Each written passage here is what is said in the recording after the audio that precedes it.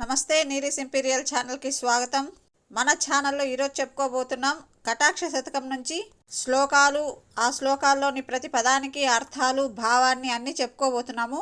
ఇప్పటి వరకు 43 శ్లోకాలకి అర్థాన్ని, ప్రతిపదార్థాన్ని చెప్పుకున్నాం. ఈరోజు 44వ శ్లోకం నుంచి చెప్పుకోబోతున్నాము. మనకు కావలసిన ఐశ్వర్య కటాక్షము, సౌభాగ్య కటాక్షానికి కల్పవృక్షము లాంటి కటాక్ష శతకం నుంచి ఈ శ్లోకాలను చదువుకొని ఆ కటాక్ష ఫలాలను అందుకుందాం. ముందుగా శ్లోకాలు చెప్పుకుందాం. 44వ శ్లోకము.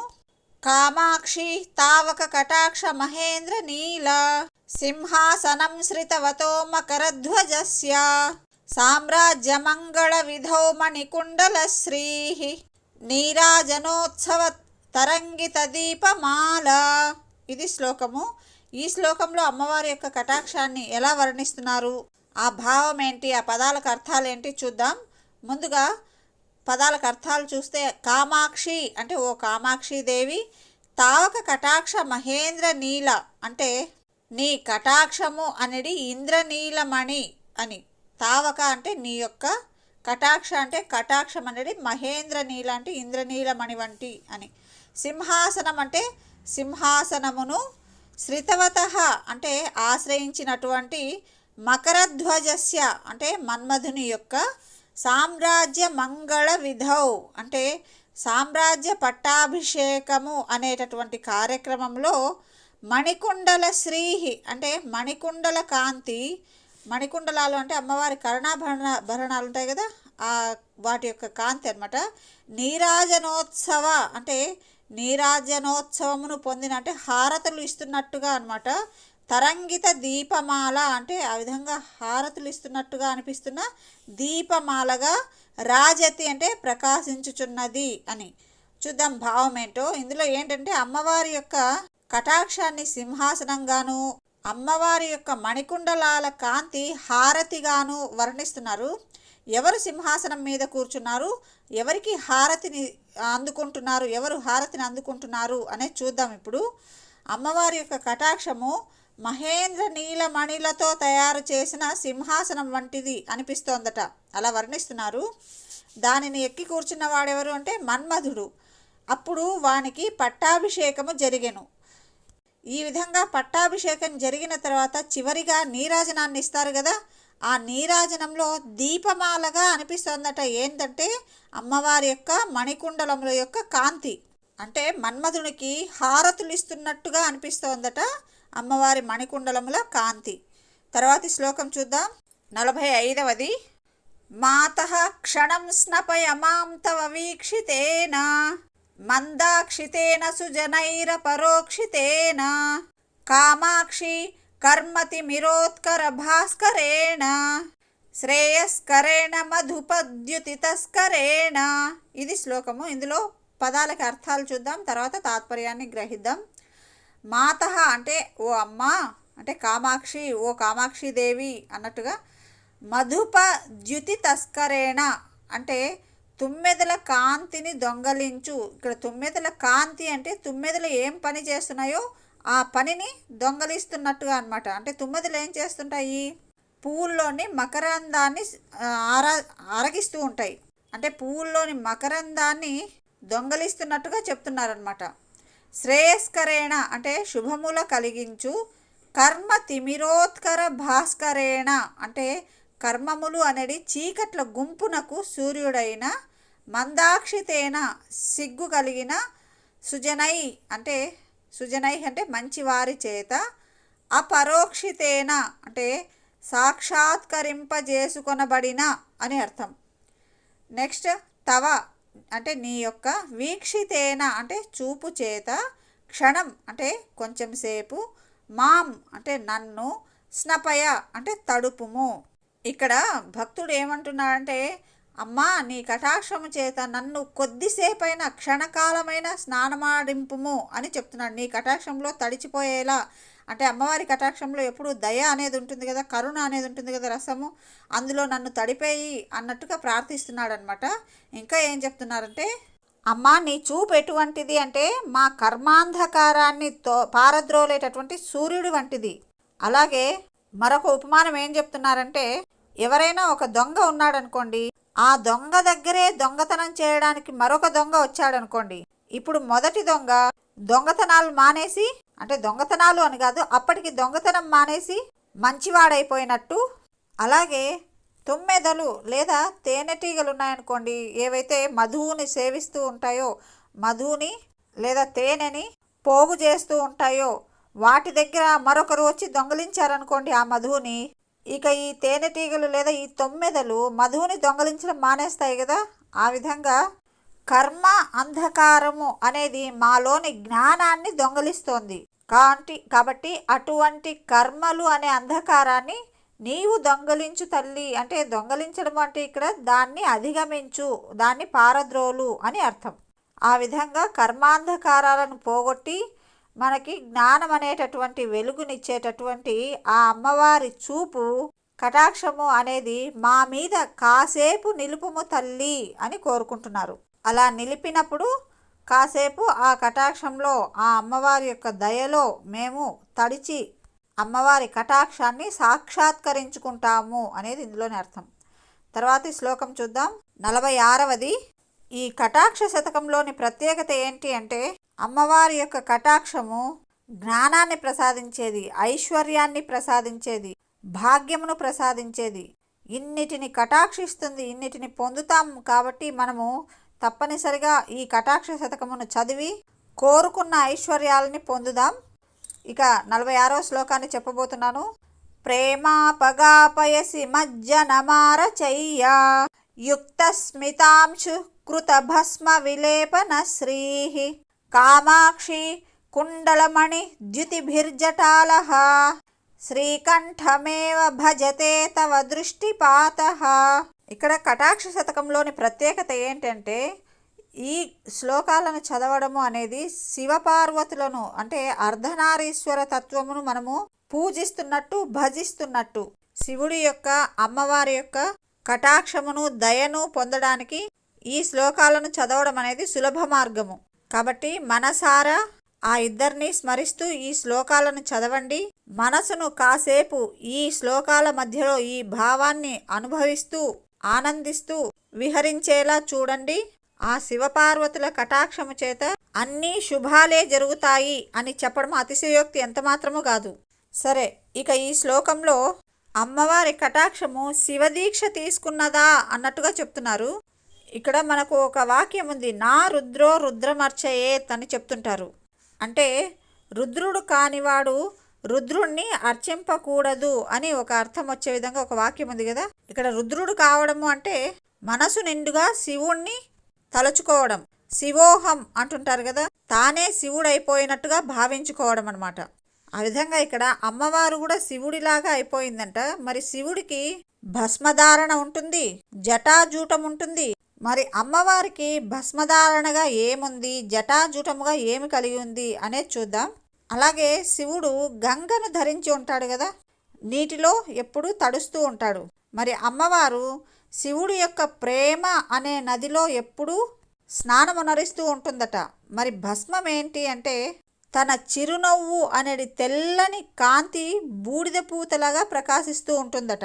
మరి జడలు ఏటివి, జటాజూటాలు ఏంటివి అంటే మణికుండలాల కాంతులు ఉంటాయి కదా, ఆ కాంతులు అమ్మవారి యొక్క జడలు దాల్చినట్టుగా కనిపిస్తుందట. ఈ విధంగా అమ్మవారు శివుడి వేషధారణంతో శివుణ్ణి సేవిస్తున్నది అన్నట్టుగా చెప్తున్నారు ఈ శ్లోకంలో. మనం ఈ శ్లోకంలోని పదాలకు అర్థాలు చెప్పుకోలేదు కదా, ఒకసారి అర్థాలు చెప్పుకుందాం.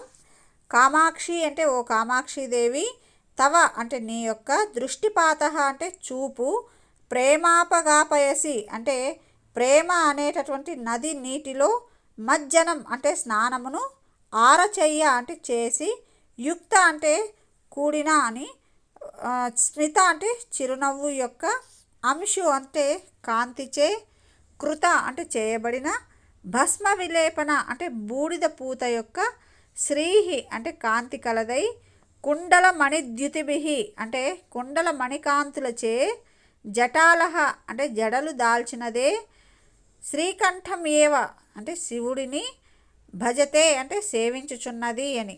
ఇప్పుడు అర్థమైంది కదా మీకు. అమ్మవారు తాను వేషధారణ ధరించి రుద్రుణ్ణి సేవిస్తోంది అన్నట్టుగా చెప్తున్నారనమాట. ఆ వేషం ఏంటి అనేది ఇందాక చెప్పినారు. అందుకే శివభక్తులు చాలామంది ఏం చేస్తుంటారంటే సాక్షాత్ శివుడి లాగానే విభూది ధారణ ధరిస్తారు, జటలు ధరించి ఉంటారు, పెద్దగా వస్త్రధారణ ఎక్కువగా ఉండదు, చాలా నిరాడంబరంగా ఉంటారు. ఆ విధంగా శివుడి లక్షణాలను ఆపాదించుకొని వారు శివుడి ఆరాధన చేస్తూ ఉంటారు. అలాగే ఇక్కడ అమ్మవారు కూడా అలా చేస్తుంది అని అన్నారు. నెక్స్ట్ శ్లోకం చూస్తే 47వది.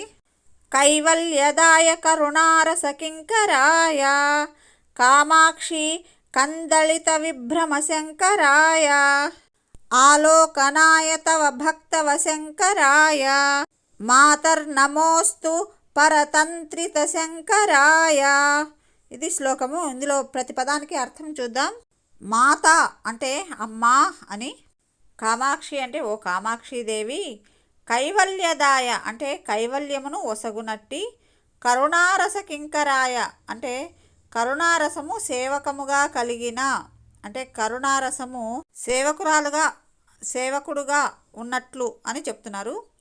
కందళిత విభ్రమ శంకరాయ అంటే అంకురించిన విలాసములచే సుఖము కలిగించు అని.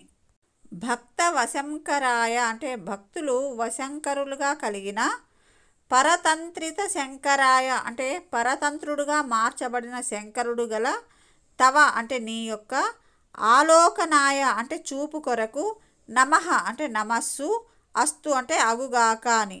ఇక్కడ ఏం చెప్తున్నారంటే శివుడి కటాక్షం ఎలాంటిది, శివుడి యొక్క కరుణారసం ఎటువంటిది అంటే భక్తులు ఏం కోరుకుంటే అది చేసి పెడుతుందట, భక్తులకు సుఖాన్ని ఇస్తుంది.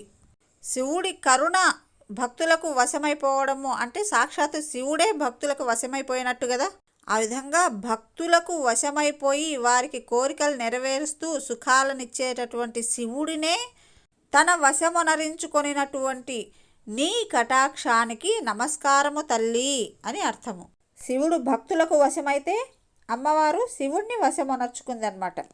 తర్వాతి శ్లోకం 48వది. సామ్రాజ్యమంగళ విధౌ మకరధ్వజస్య లోలాలకాళీకృతతోరణమాల్య శోభే కామేశ్వరి ప్రచలదుత్పల వైజయంతి చాతుర్యమేతి తవ చంచల దృష్టిపాతః. ముందుగా ఈ శ్లోకానికి పదాలకు అర్థాలు చూద్దాం. కామేశ్వరి అంటే ఓ కామేశ్వరి దేవి, లోల అంటే చంచలములైన, ఆలక అనాలి అంటే ముంగురుల, ఆలి అంటే వరుస చేత, కృత అంటే చేయబడిన, తోరణమాల్య అంటే తోరణ రూప మాలల యొక్క, అంటే అమ్మవారి యొక్క ముంగురుల వరస తోరణ మాలలాగా ఉందట. శోభే అంటే కాంతి గల, మకరధ్వజస్య అంటే మన్మధుని యొక్క, సామ్రాజ్య మంగళ విధౌ అంటే సామ్రాజ్యార్పణ శుభకర్మ యందు అంటే పట్టాభిషేక సమయంలో అన్నట్టు, తవ అంటే నీ యొక్క, చంచల దృష్టిపాతః అంటే చంచలమైన దృక్ప్రసారము, ప్రచలత్ అంటే కదులుచున్న, ఉత్పల అంటే కలువల, వైజయంతి అంటే పతాకము యొక్క, చాతుర్యం అంటే నైపుణ్యమును, ఏతి అంటే పొందుచున్నది. అమ్మవారి కళ్ళు కలువలు అనుకుంటే ఆ కదులుచున్న అంటే చంచలత్వంతో కూడిన ఆ చూపు కదులుతున్న కలువల పతాకము వలె కనిపిస్తున్నదట, అలా ప్రకాశిస్తోందట. ఇక్కడ మన్మధుని యొక్క సామ్రాజ్యార్పణోత్సవము అని అంటున్నారు. అంటే ఏంటంటే అర్థము, అమ్మవారు శివుడిని చూస్తూ పరవశయ్యి ఉన్నటువంటి చూపుతో ఉన్నప్పుడు, అంటే ఆ క్రీగంటి చూపును మన్మథ సామ్రాజ్యముగా చెప్తారు. ఈ విధంగా మన్మధునికి పట్టాభిషేకం అంటే సామ్రాజ్యో అర్పణోత్సవం అంటే పట్టాభిషేకం అన్నమాట. అలా పట్టాభిషేకం జరుగుతున్నప్పుడు అమ్మవారి యొక్క ముంగురులు ఆ అభిషేక ఉత్సవానికి తోరణమాలల వలె ఉన్నాయట. పట్టాభిషేక సమయంలో పతాకాలని పతాకారోహణ అంటారు కదా, జెండా ఎగరవేస్తుంటారు అంటారు సాధారణ భాషలో. ఆ విధంగా జెండా వలె కదులుచున్న జెండా వలె ఉన్నదేంటి అంటే అమ్మవారి యొక్క లోచన కటాక్షం అన్నమాట. కళ్ళు చంచలత్వంతో ఉన్న చూపును కలిగి ఉంటాయి కదా, ఆ చూపు కలువలతో తయారు చేసిన పతాకం వల్లే ప్రకాశిస్తోందట. ఈ వర్ణనంతా మనం మనసులో ఊహించుకుంటే అమ్మవారిని మనసులో నిలుపుకున్నట్టే, అమ్మవారి కటాక్షం మనకు లభించినట్టే, మన జన్మ ధన్యమైనట్టే. తర్వాతి శ్లోకం చెప్పుకుందాం. మార్గేణ మంజుక చకాంతి తమోవృతేన మందాయమానగమనా మదనాతురాసౌ కామాక్షి దృష్టిరయతే తవ శంకరాయ సంకేత భూమిమచిరాధభిసారికేవా. ఇది 49వ శ్లోకము. ఇందులో ఒక్కొక్క పదాన్నే చూద్దాం. కామాక్షి అంటే ఓ కామాక్షిదేవి, మంజు అంటే అందమైన, కచ అంటే కురుల యొక్క, కాంతి అంటే కాంతి అనేది, తమహ అంటే చీకటితో, వృతేన అంటే కూడిన, మార్గేణ అంటే దారిలో, మందాయమాన గమన అంటే మెల్లగా అవుచున్నటువంటి నడక గలదై, మదనాతుర అంటే కామాధిక్యము చేత పీడితురాలైన, అసౌ అంటే ఈ, తవ అంటే నీ యొక్క, దృష్టి అంటే చూపు, శంకరాయ అంటే శంకరుని కొరకై, అచిరాత్ అంటే వేగంగా, అభిసారిక ఇవ అంటే అభిసారిక వలె, సంకేత భూమి అంటే ఏర్పరచుకున్న సంగమ ప్రదేశమును గురించి, ఆయతే అంటే పోవుచున్నది అని. అంటే ఇక్కడ ఏం చెప్తున్నారంటే అమ్మవారి చూపును ఒక అభిసారిక వలె పోలుస్తున్నారు. అంటే ఒక ప్రేయసి వలె పోలుస్తున్నారు. ఒక ప్రేయసి తన ప్రియుడి కొరకు వెళ్ళడానికి అంటే వెళుతుంటే ఆ వెళుతున్న దారి చీకటిగా ఉందట. ఎందుకు చీకటిగా ఉంది?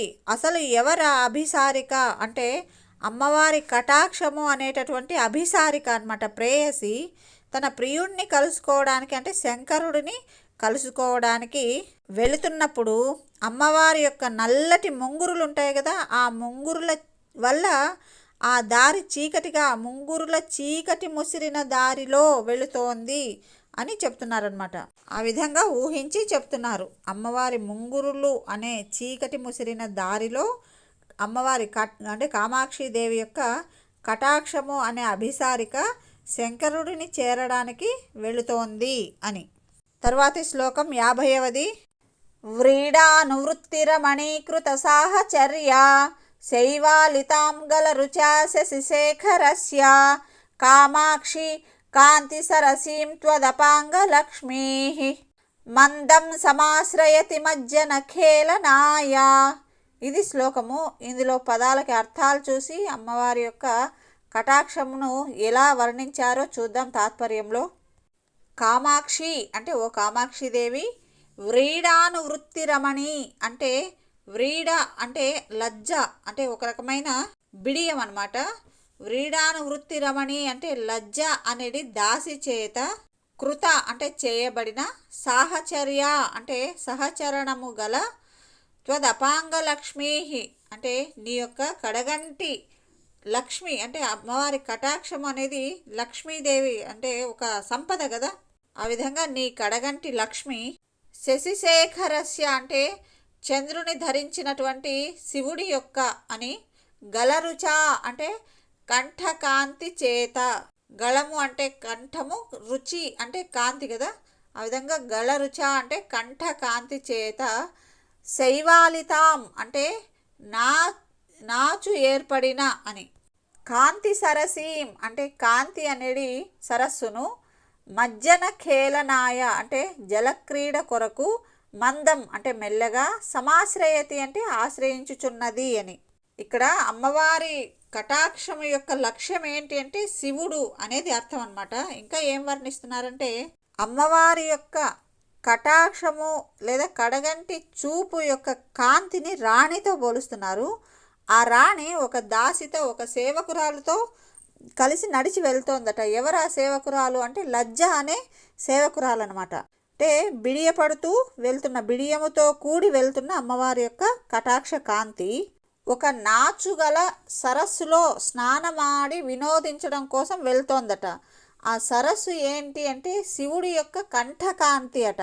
శివుడి కంఠకాంతి అనేది నాచుగల సరస్సు ఎలా అయిందంటే, నాచు ఉంటే సరస్సులో అది నల్లగా కనిపిస్తుంది కదా, ఆ విధంగా శివుడి కంఠము నల్లగా ఉండడం వల్ల, నీలకంఠుడు కదా శివుడు, అందుకోసము శివుడి కంఠాన్ని నాచుగల సరస్సుతో పోలుస్తున్నారనమాట.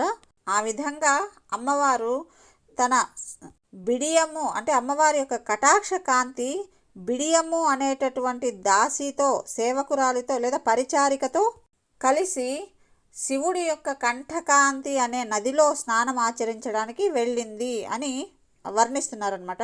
ఆ విధంగా స్నానం ఆచరించడం అనేది అమ్మవారి యొక్క వినోదాన్ని, సంతోషాన్ని ఇస్తుందట.